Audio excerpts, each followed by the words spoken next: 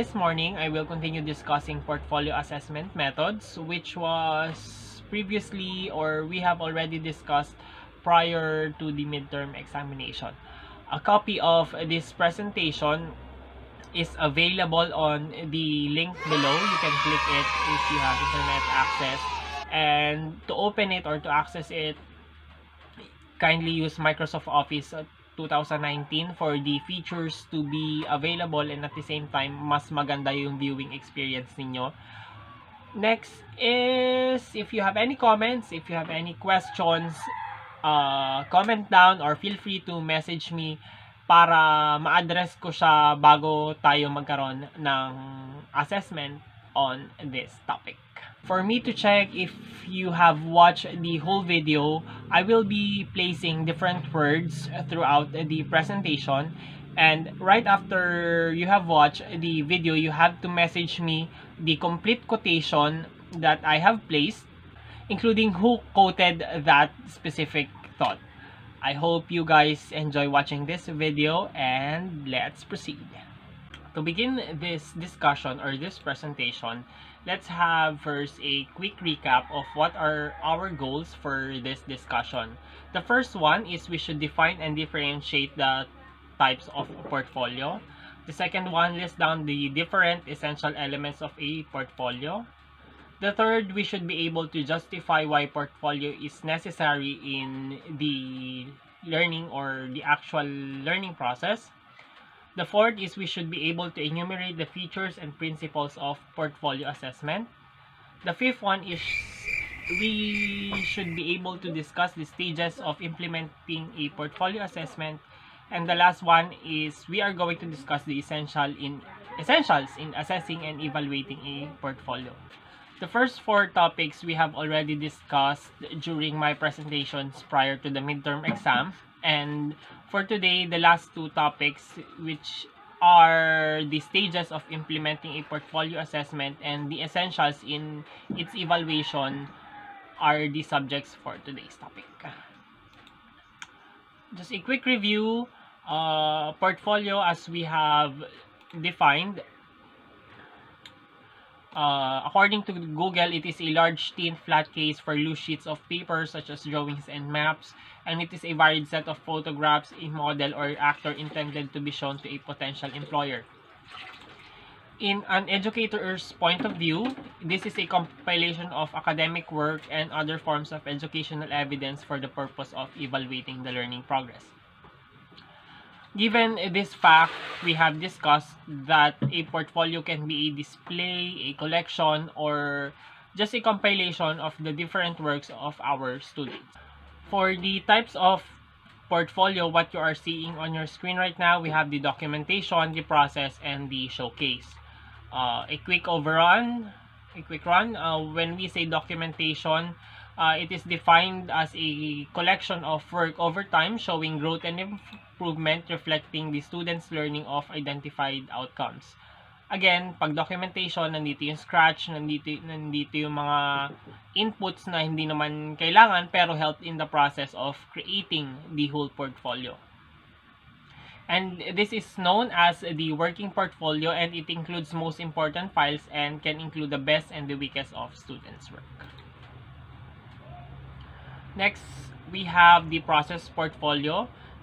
Yung process portfolio compared to the documentation portfolio, it demonstrates all facets of phases of the learning process, and this is also known as the growth portfolio. Compared to the documentation portfolio includes the scratches, the different learning insights na inilalagay ng students. Whereas sa process, medyo restricted siya compared to the documentation. Again, the keyword na ginagamit ko to differentiate between the two, yung scratches ay nasa documentation while yung process hindi mo na siya ilalagay.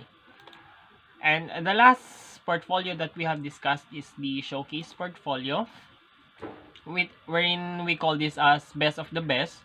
You include all the necessary outputs and products which can be considered as the best works of your students. What are the essential elements of the portfolio? The first one is the cover letter, second one is the table of contents, the third are the entries, the fourth one are the date of the entries, the fifth one are the drafts if kailangang ilagay, and the last one are the reflections. Sa cover letter, nandun dapat yung sino yung gumawa ng portfolio, and nasa reflection are the insights or a brief rationale that relates the students and the learning. Again, why portfolio assessment? Why do we need to do portfolio assessment? First is portfolio assessment matches the assessment to teaching. Second, portfolio assessment has clear goals, which is to check the development, the strong and the weak points of our students, what are their challenges, and what are the things they excel on. The third one, portfolio assessment gives a profile of learners' abilities in terms of depth, breadth, and growth. Number 4, it is a tool for assessing a variety of skills. It develops awareness of the students' learning. The portfolio caters individuals in a heterogeneous class. It develops social skills. Portfolio assessment develops independent and active learners. It can improve motivation for learning and thus achievement. And lastly, it provides a teacher and student dialogue. Features and principles of the portfolio assessment, we have 4. The first one is a form of assessment that students do with their teachers. It is a portfolio, the portfolio is a representation of the best work of what students believe are to be best included among the possible collection. Number 4, a portfolio provides samples of the students' work which show growth over time. And lastly, the criteria for selecting and assessing the portfolio contents must be clear. Basically, these are the topics that we have discussed prior to the midterm examination, and today what I'm going to elaborately discuss are the stages that is necessary in developing a portfolio, or how do we implement a portfolio assessment for our students. Just a reminder, again, this presentation discusses portfolio in the teacher's perspective, not as a student who compiles their best works or their growth and development. So how do we implement a portfolio assessment to our students? On your screen right now, you will see different stages that I am going to discuss. The first stage is we identify the teaching goals to assess through portfolio. Again, as we have discussed in Assessment of Learning 1, before we make any assessment, we should be very clear what are objectives in teaching or facilitating learning. Authentic assessment that we are going to create for a specific activity or a classroom activity should again be constructively aligned to what are objectives or what are our goals in this type of learning. After identifying our objectives, we should introduce the idea of portfolio to the class. Papakilala natin si portfolio bilang isang assessment method, not as a compilation of activities that they have done. We are going to tell them that they will be graded. There will be a set of rubrics na gagamitin para gradean yung kanilang growth and development based on their final output. The third stage is the specification of a portfolio content. We should inform our students of what are the things they are to include or to be compiled. The key questions here are what and how much. What are the things to be included and how many of those things are to be put in the portfolio. Next, we should give clear and detailed guidelines for portfolio presentation. For this one, beforehand we should give the rubrics or what is the type of grading system that they should consider before making the portfolio. After giving them instruction, or yung stages 4 and 5, pwede sila magkapalitan. Stage 5 is we should inform key school officials, parents, and other stakeholders. Why is there a need for us to tell our learners, their parents, and those who are involved in the learning process of portfolio assessment? First, questions may arrive, bakit pinagagawa natin yung portfolio? There are instances na nagrereklamo ang magulang kasi most of the time sila yung gumagawa, sila yung magko-compile. Again, we have to consider yung capability ng bata bago tayo mag-implement ng portfolio assessment. Another is that para hindi rin tayo nako-question ng ating head or ng principal bakit hindi tayo nagbibigay ng traditional way of assessment or traditional pen and paper type of examination. Again, this is an authentic type to see the development, the sixth stage or yung pang-anim, development of the portfolio. There are different things that we need to consider in developing. Ito na yung mga i-consider habang ginagawa yung portfolio. First is support and encouragement from facilitator and students. There should be a verbatim between the learner and the facilitator of what are the things to be included, paano ba ang dapat na salansan ng mga entries, and also inputs from their co-learners are helpful in the process because for instance, I am the learner and nakita ko na medyo mababa yung grade ko sa ganitong klaseng output.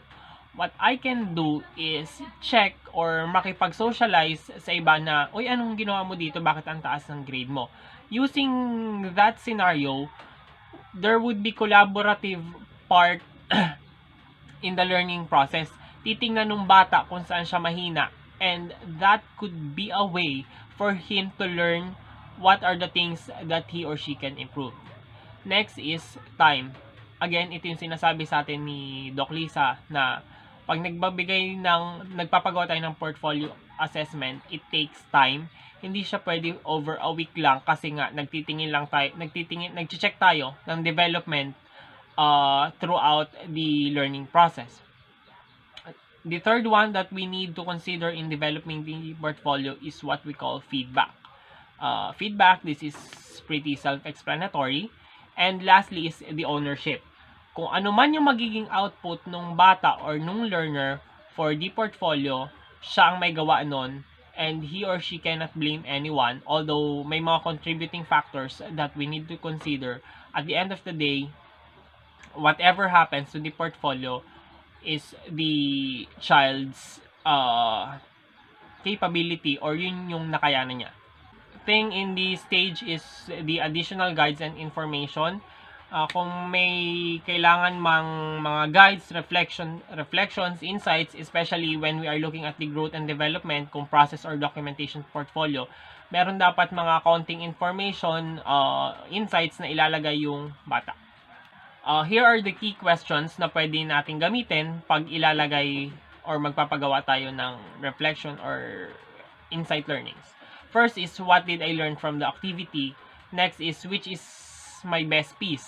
And lastly, how can I improve on my challenges? Basically, these three questions, ang tinatake lang niya is, ano ba yung natutunan ko? Saan ako magaling? At ano yung kahinaan ko? You should ask your students in a way na sila mismo yung mag-check na alam nila kung hanggang saan yung learning. After discussing what are the stages in portfolio assessment methods, let's now proceed to the essential elements that is necessary in assessing portfolios. Basically, ito dapat yung laman ng rubrics, or these are the key elements na kailangan natin na makita dun sa gawa ng bata when we are trying to grade or give them their score. According to Rosita Navarro, there are 5 key essential elements that we should look for, or that should be the basic of our rubrics when we are doing portfolio assessment. First is the thoughtfulness. How are the thoughts, how are the ideas arranged? Is it in chronological order? How are things arranged? Pag binuklat ba siya? Paano nakikita yung growth and development? Thoughtfulness should include evidence of students' monitoring of their own comprehension, their metacognitive reflection, and productive habits of the mind. This is the relationship to key objectives. Portfolios should showcase growth and development in relationship to key curriculum expectancies and indicators. Ano yung nilagay? Connected ba siya dun sa aims or goals ng ating learning? Next is understanding of key process. Portfolio or the rubrics should check the understanding and application of the key processes involved in the learning process. Fourth is completeness, correctness, and appropriateness of products and processes presented in the portfolio. The last thing is the diversity of entries. Paano ba inilagay ni learner yung mga entries? Paano ito nag-showcase ng growth and development nila as a learner? These 5 elements are necessary when we create the rubrics on how are we going to score our learners. What you are seeing on your screen right now is an example of a rubrics that is used to assess a student's portfolio. On the top part, you will see the descriptors from minimal, basic, proficient, and advanced. On the left-hand side, you will see the criterion or the criteria that is being checked or assessed by the teacher. And that's it. That's portfolio assessment methods. If you have any questions, feel free to message me on Messenger. Is the thoughtfulness, how are the ideas, how ideas are arranged, ano ba yung, wait lang, parang wala. Again, what what you are seeing on ulit. Start reviewing what has been discussed and